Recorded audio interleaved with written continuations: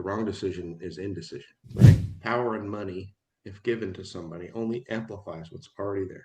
Leadership is not the loudest person in the room, but it ultimately is the most trustworthy person in the room.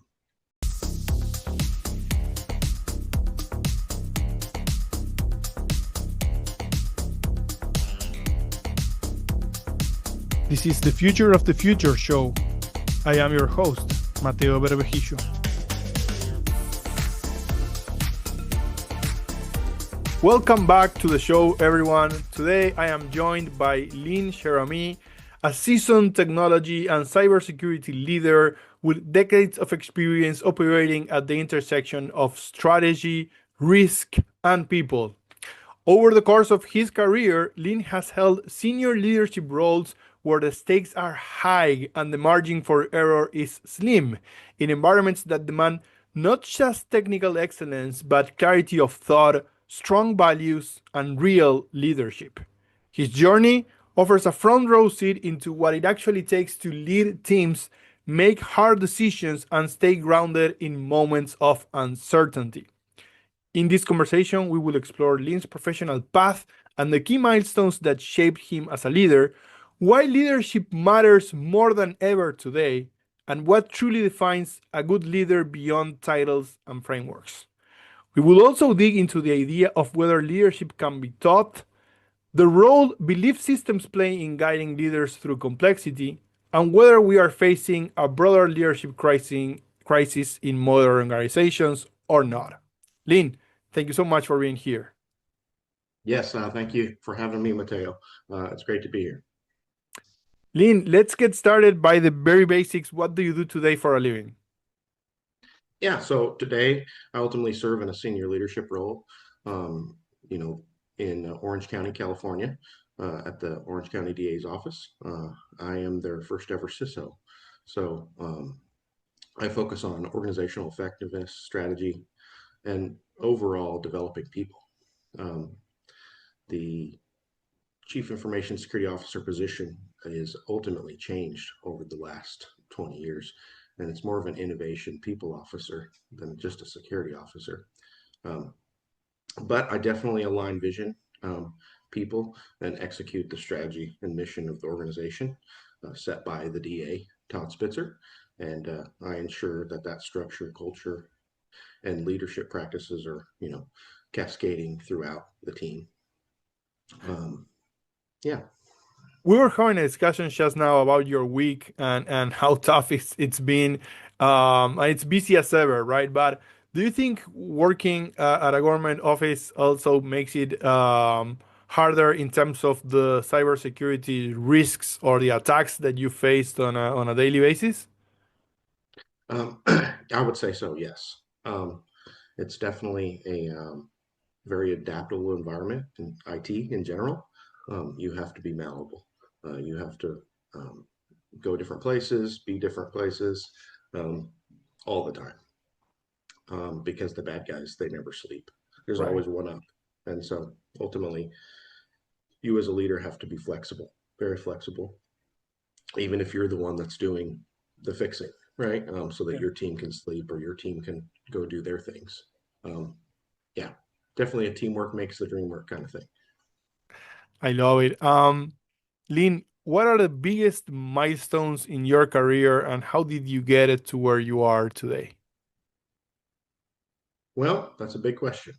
Thank you for asking. I think probably the biggest thing in my life, um, there's always bunches of them, right? But probably the biggest one for me in my career has been the time I spent in the military.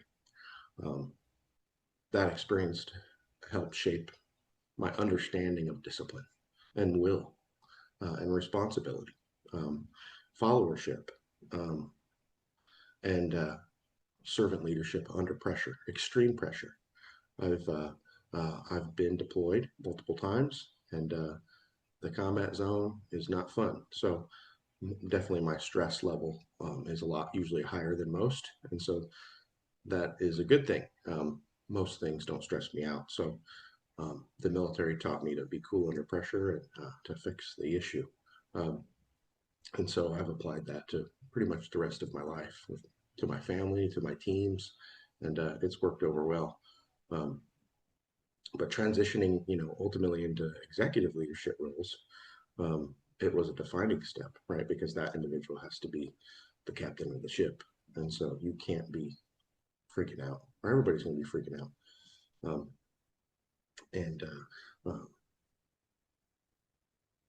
each stage of my journey, though, whether it be service or my education, and the military has definitely influenced all aspects of my life, for sure.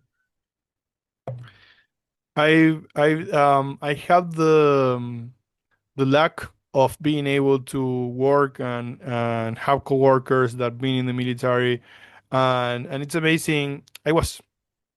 Honestly, I was just reading this book, right? Though the power of habits, right? Mhm.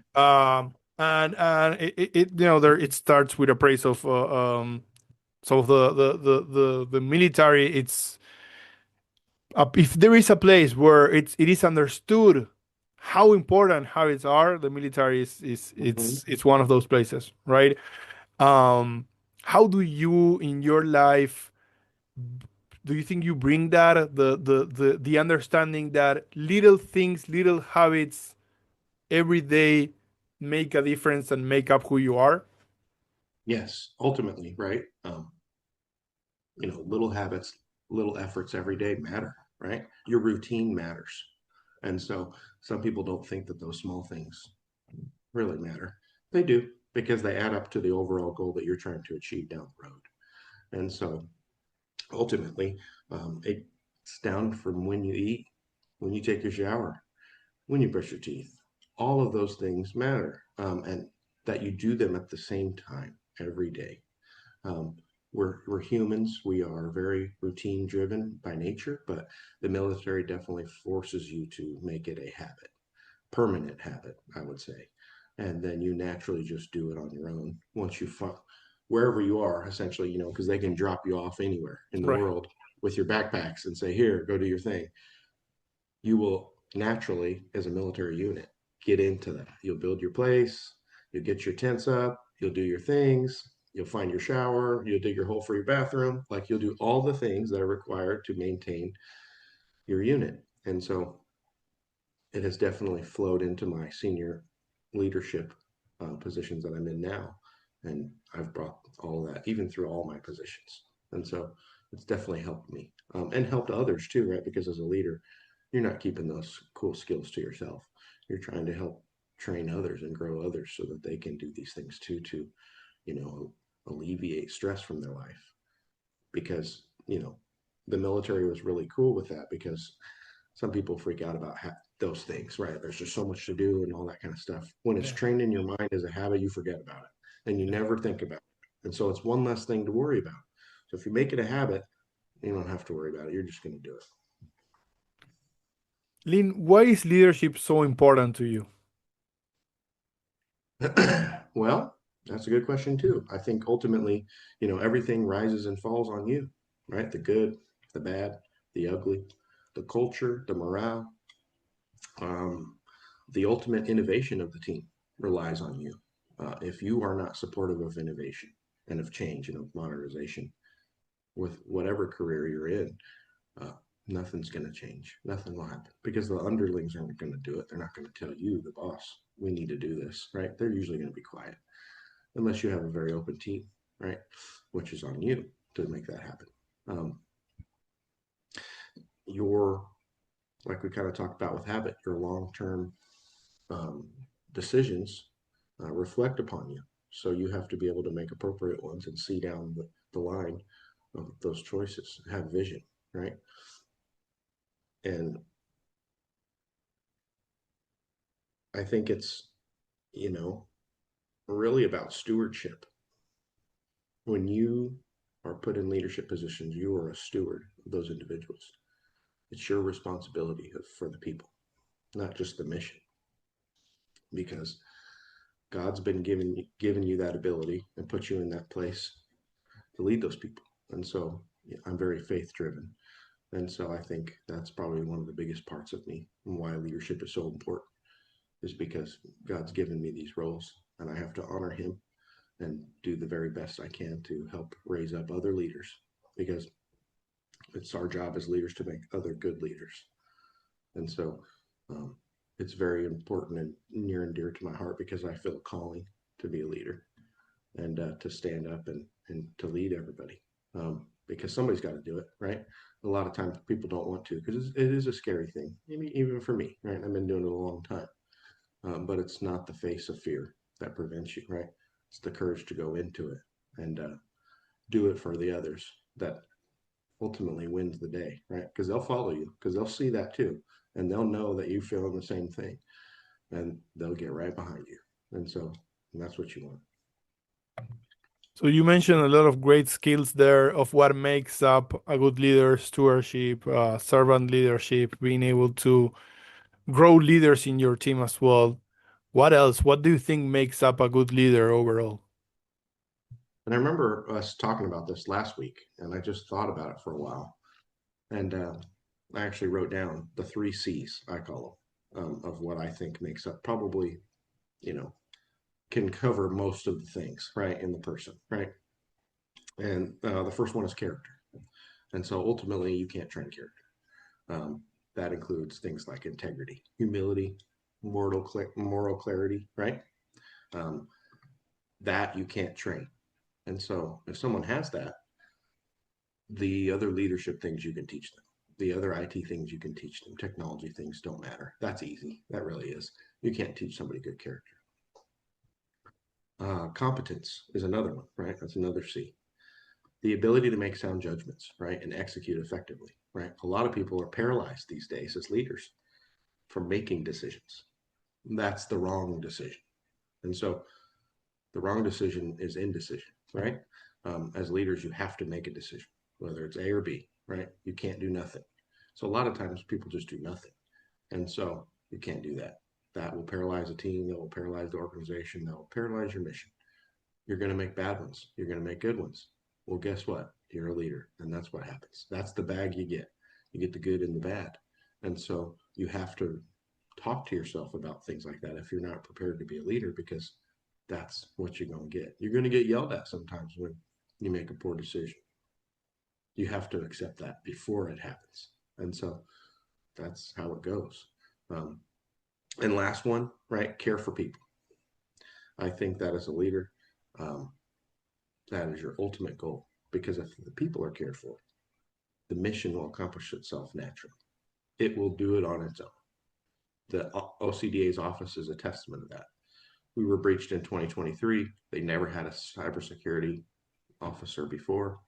I came in, and I've been there for a little over 2 years now. They hated me in the beginning because I was going to change everything. This cybersecurity guy going to come in after the hack and redo all of IT. And in the beginning, when they would say those things, I would say, "You're right. I am here, and I will change everything." And now they love me to death because I did it with care for them, right? Even in the faces of uncertainty with even your people. And they will hate you at times when you know the right route to go. You keep going there, because eventually, after doing that for so many times, they will see you know the road. They will stop doing that. They'll be like, "You know what? I don't see where Lynn has taken us, but he's taken us here before, and he's always been successful. Let's just go, guys. Let's try it." You know what I mean? Let's just see what happens. And so you've got to, get the buy-in for the people, but that comes in the form of, genuine commitment to developing them, right? Caring for them. And, I think the strongest leaders have a good mix of strategic, right, and relational skills. They can cast vision, right? But they also can sit across the table from you and talk to you about anything. And they're not ego driven, right? They're not in it for themselves. They're in it for others. Explaining and leaning more into the servant leadership, right? Because ultimately, a CISO these days, like I had said earlier, is more than just or any technological leader, right? Is more than just a IT person. They are a people person. And so if they don't have EQ, emotional intelligence, they're not going to thrive very well, because their job is the culture. And so their job is the people first, technology second, right? Because that's a business strategy thing, right? Business first, you know, IT second kind of thing. But yeah, I think, there's lots of things that make a good leader, but I just think some of those are the other ones. I love it. So character, competence, care for people, the three C's of leadership. That can be the title for our episode, Lynn. Um, Now you said it, but some of these skills cannot be trained. Character, is that something that you've seen over and over in your life, that you either bring it with you or you don't bring it? Have you tried training that or coaching that and it didn't work? What do you think that's the case, that that one cannot really be trained? Yeah, I think ultimately it can be, right? But inherently, yeah, it's hard to train character because that comes from internal, right? Internal decisions, that person makes to form who they are, right? Both in their mind and heart and their outside appearance, right? You can't train that. That's because you can't live in their head. But as a leader, if you know how to coach and mentor and develop, you can be in their head all the time. And so, with what you say to them, right, and how you try to mentor them and grow them, and so you can, but again, remember it takes time for that. Um, I have failed at it with people, but I've also succeeded with people, right? Some people didn't want to take to it because you get kind of deep sometimes. Sometimes you get to the root of the real problem, which has nothing to do with work. It has to do with their dad, their mom, their sister, their brother. That's leadership, though. See, because if you can't help people solve their issues, which are the blockers to success, you won't be successful with that person because that person will always be on that one thing. And so, just like at work where you remove blockers so people can do the mission, you have to be able to help people get to the solution, even within their lives, as a good leader, because they'll die for you if you do that. I've seen it. Um, a lot of my friends, some of my friends didn't make it back from the military, but I can tell you what, they followed me into battle. That's for sure, um, because I've helped people solve things that are underlying issues that no one's just even cared to listen to. And usually that's what does it. You just let them talk, help them solve the issue through them just talking about it. Because then they usually come to the solution themselves of what they need to do. And sometimes that's all you need to do is listen first. Hear first and speak second. Um, but I think there are foundational things, right, that are super important, right, that help speed up the process of growth of people. Integrity, right, resilience, right, um, willingness to take responsibility. Um, those are core fundamentals of a person that you can develop over time, but it takes a long time if you don't already have them. And a lot of that comes from your upbringing, right? How your parents train you up, build you up, to how you've behaved since you've been an adult. And so you bring that person to work whether you like it or not. And so it's our job as leaders to help navigate those situations with people too, if they want to, right? You can't force leadership on people, but for the most part, I've never had somebody deny my help or even thoughts. So you're showing willingness to care for someone. No, most humans don't, deny that. So Yeah, that I love it. And when I first started as a leader, um, I thought I had to keep a certain barrier, and I didn't want to become too friendly with my team because I thought that would be construed as a lack of objectivity, right? yeah. Mm-hmm. As I grew as a leader, I realized it was quite the opposite. And the more personal I can make it, the more, like you said, the more I can understand about them, what drives them, what they are concerned about, the better leader I can be for them in terms of being a Correct. servant leader, right? And helping. Is that something that were you always like that? Where did you had good leaders that showed you the way? Did that came naturally to you?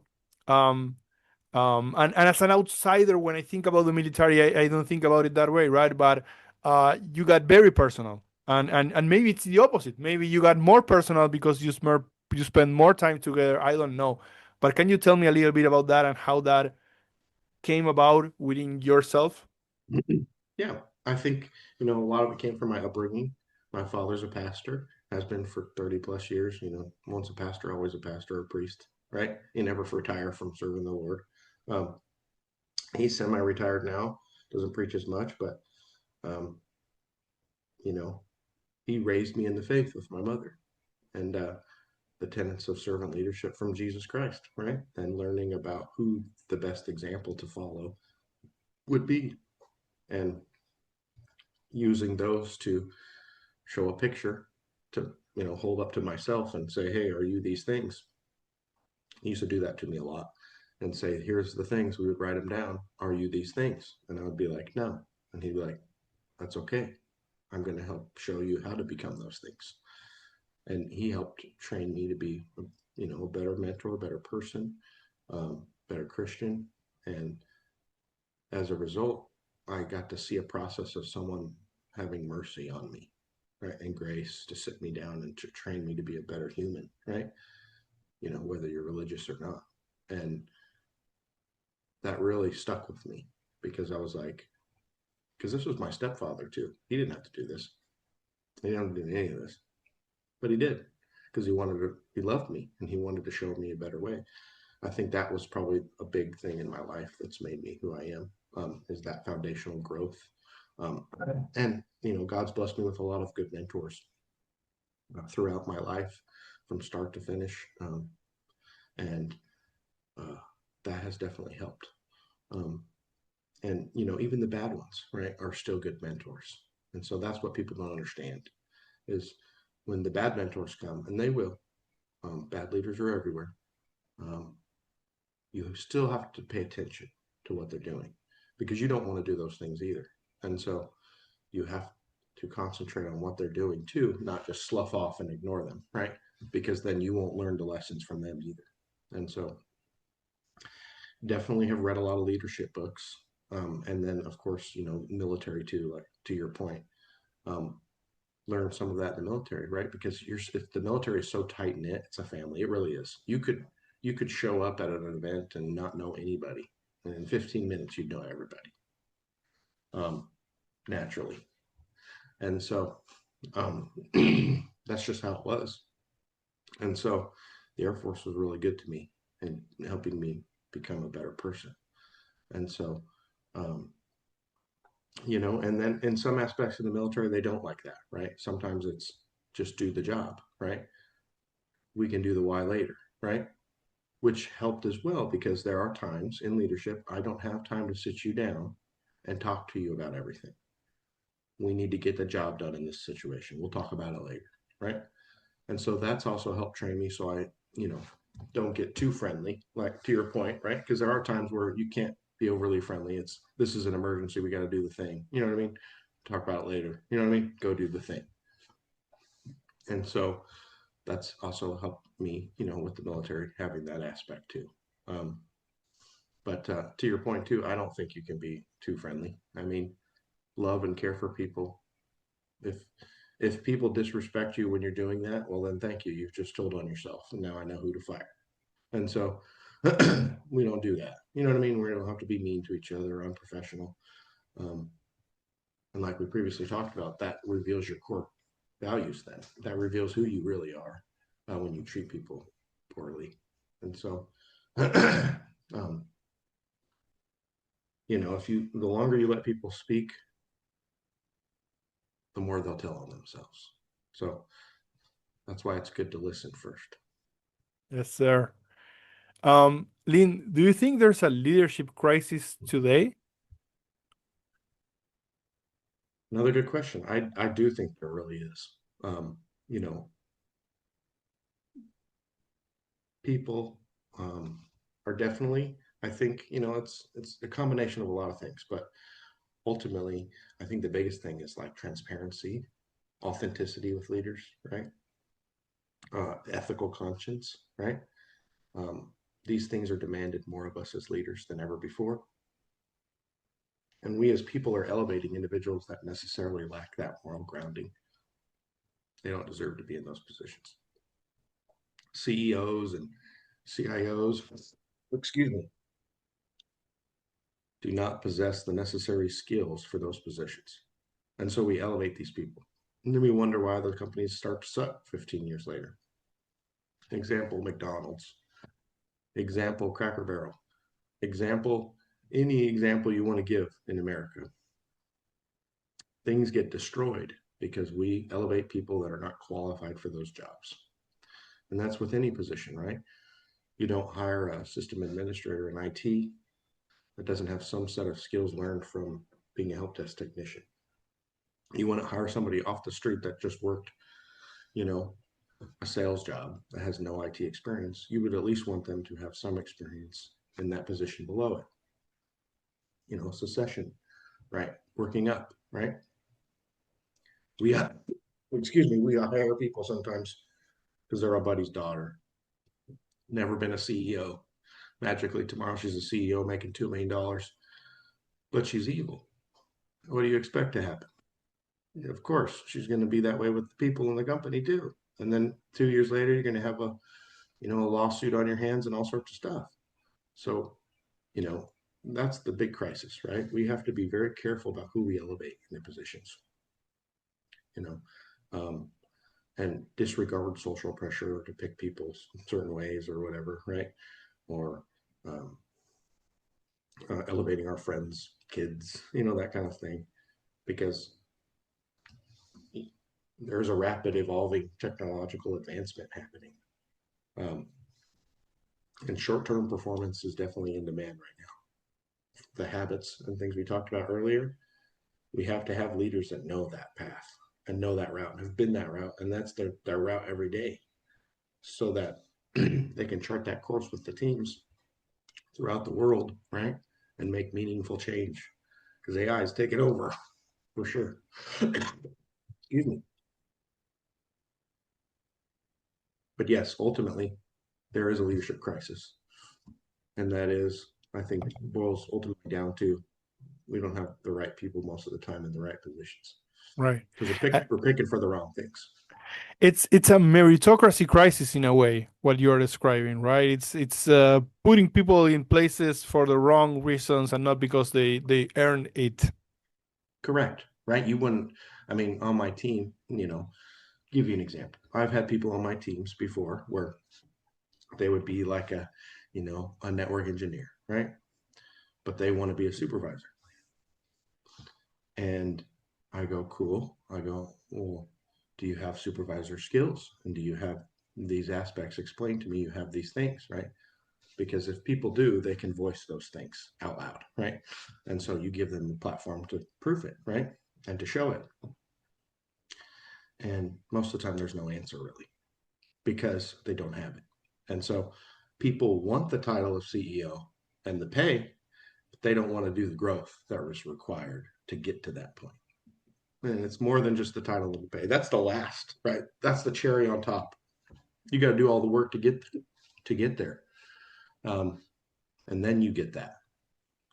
You become, just like in scripture, you become a husband or a wife, and then you find your spouse. You don't get married and then become a husband or become a wife. No, you become that thing first, and then one of those others, the opposite, finds you, and then you become that husband for that wife, or the wife to that husband. It's the same thing. The Bible can teach us many things, but that's an example. Which brings me to the next question, Lynn. What do you think is the importance of belief systems for leaders as a framework they can turn into when needed? Another good one. I think that's probably one of the most pivotal ones for a good leader. If you don't have a belief system, what are you believing in? Then the question is, when do you really have moral character and ethical grounding, right? Because something higher that can see you and touch you and feel you and see all that you do and judge you, that's pretty scary. And it should be, because that's God. And so if you don't have a feeling like that in your heart and your soul, your decisions might be skewed. Might be based on the world, might be based on your greed, might be based on your human flesh and what you want to do versus what should be done. And so if you're not being led by something, you'll be led by the world. And so ultimately, that's the bad leaders that we see everywhere, right? They don't have any moral grounding. Otherwise, they most likely would not be doing those things. It's a strong framework ultimately, right? And mine is definitely faith-based with Christianity. It anchors me to my decision making. I'm always asking myself, are these the decisions I need to make? Is this the best decision for this? Lord, help me find the way that you would want me to pick, right? I'm ultimately not allowing myself to just be the only deciding factor of decisions, right, for people. It also helps with, I think, ultimately power, right? And I say that because, power and money, if given to somebody, only amplifies what's already there. If you win $500 billion today, Mateo, you will be just an amplified version of Mateo tomorrow. Whoever you are now will just be 500 times greater tomorrow. Nothing's going to change. That's the only thing that's going to change. So if you're an evil person now, you will be a 500 times more evil person tomorrow. And so that's why I really like faith-based frameworks for yourself, is because that grounds you more deeper than anything probably could ground you, because it's about God, right? Not about you. It's about his will, not your will. So even if you won $500 million today, you would be just fine if you had a faith-based belief system behind you, because you would be like, God, what do you want me to do with this money? Versus, what should I do with this money? And, it's definitely a moral compass, right? I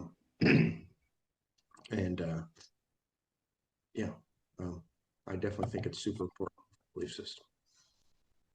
Lynn, what's next for you? That's a big one too, right? I definitely have 3 kids right now. Love my family, my lovely wife, and we want more children, because I'm trying to make more Christian warriors in this place to help other people. I think that people are super important, and I think one of the core tenets of Christianity is making disciples of all nations, and that's caring for people. That's the Lord telling you your job is to care for people. Love one another as yourself. That's your job, to care for other people, whether they love you back or not. God doesn't say that. God actually says they're probably going to slap you in the face and take your coat. Doesn't say you keep not loving people. And so, I think the next phase ultimately involves influencing within that realm, right? Through my leadership. I'm mentoring others, shaping organizational strategy at the highest levels to encompass things like this. Because I think what happens more often than not, if there is a leader in the room that is saying these things and not allowing others to do a different route, it's infectious. Because ultimately, everybody will see that it's the way, because it is the way. And they'll, most likely, most of them will lean into it too with you. And it'll help reshape wherever you're at. I think long term, right? I want that to be my legacy. Lynn was about people. With the titles gone and the money and all that kind of stuff, it's ultimately about the individuals, the relationships that we hold. And I think if more people realize that, the kinder and the more peaceful this world would be. That's very powerful, Lynn. I have one last question to you. What is your advice for aspiring leaders that might be listening to us? I think, there's a lot of different ways, but I'll give you 5. I think the first one would be, making sure you're developing your character before you pursue the position. You have to have high moral character for any leadership position, and you need to make sure that that is in check and in alignment with something. It can't be just in alignment with you. a psychologist, if you go for therapy, that psychologist helps train you to be better, right? You can't be a therapist to yourself. So you have to be led by something, because if you're not, that will not develop at all. And so ultimately, you got to have, I think, in my opinion, faith based behind that to help you with that. Because those brothers and sisters in Christ or whatever you believe in will ultimately help you grow. Number two, I think definitely a big one is, seek responsibility within yourself and your decisions, not recognition. It's not about the reward. It's about completing the mission and having responsibility in yourself to understand that you don't always have to win. I mean, you can get the win with the team, but you don't have to brag about it, right? They know who won. You just let it be, right? And so a lot of times people want to be recognized all the time. Well, you don't have to be recognized all the time. It's okay. Work hard unto the Lord and you'll be fine. Number three, I would say learn to listen before you learn to command people or delegate, right? Or lead. A lot of times people think that leadership positions are all about telling people what to do. No, leadership is an inverted triangle. If you're a good leader, you're there to support the team, not the team there to support you. And so you're there to, help those individuals complete the mission and successfully. And so you've got to be a good listener as a leader, a very, very good one, because that's all you do all day. People come in, they tell you your problems, they tell you your blockers, they ask you for decisions. You make them and you move on to the next one. You can do that 5,000 times a day. That's what I do. That's what any good leader does, because people want to come to you to help solve the issues. And so if you're not a good leader or a listener, you won't be a good leader, because nobody will come to you. So you won't be solving any issues because they won't want to come tell you anything. They don't like you, and nothing will get done. So that'll only destroy your career. So you got to make sure you have that before you try to pursue leadership positions.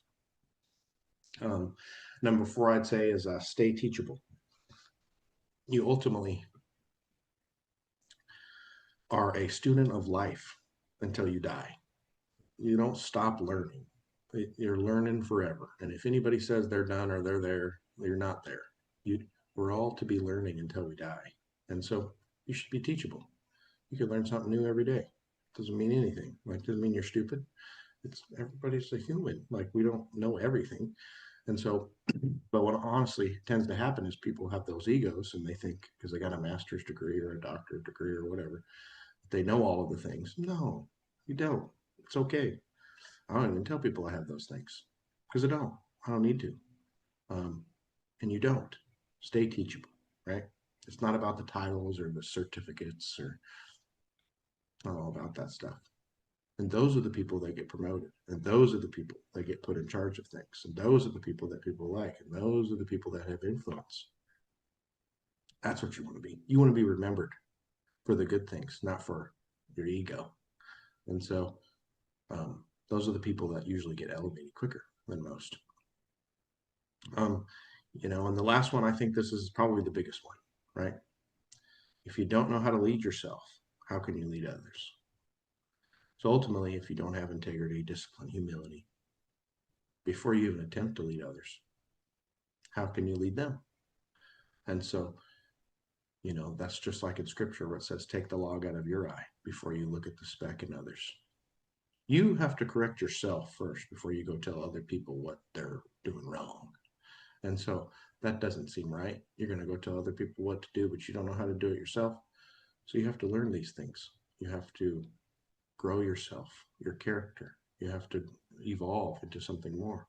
And it will be painful because we as humans love status quo a lot of times. But you have to make it a habit to grow. If you make it a habit to grow, that will be part of your life forever. And that will ultimately help you be a better person. And I guess lastly, a thing my dad used to tell me is leadership is not the loudest person in the room. but it ultimately is the most trustworthy person in the room. A lot of times when I'm in rooms, I don't speak at all. But I guarantee you, I will be asked as the last person what I think. That's what you want to be, right? Because people trust you the most. And trustworthiness is an important aspect of leadership too. And you can cultivate that with your teams. I want to be more trustworthy than anything. I don't want to be known as the loudest person in the room or the most egotistical person, because that person usually isn't listened to. And so, yeah, that's what I think. Lynn, thank you so much. That was so very thoughtful and packed with so much insight. I think this has been an amazing episode. Thank you for taking the time and sharing so much with me and with the audience. And I hope that we can stay in touch and do this again sometime in the future. Yeah, that'd be amazing. I want to thank you, Mateo, for your time. I want to thank your audience, and God bless you and God bless all of you.